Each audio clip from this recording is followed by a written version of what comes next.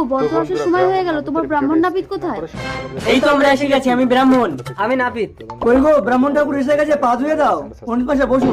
এই নাপিত, বাইরে দাঁড়া, ঘর পবিত্র হবে। কই গো, এখানে একটু জল ছড়িয়ে দাও, নাপিতের পা পড়েছে। সব অশুদ্ধ হয়ে গেল।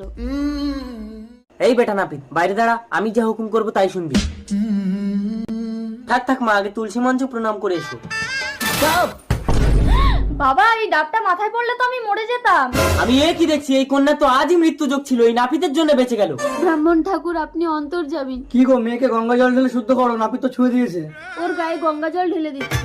কি এই মেয়েকে ছোট জাতে ছুঁয়েছে? আমি একে বিয়ে করবো না। যেও না বাবা, আমার মেয়েকে জল মন্ত্র দিয়ে শুদ্ধ করে দিচ্ছি। এই বেটা নাপিত, এই গ্রাম ছেড়ে পালিয়ে যা, নইলে এরা তোকে মারবি।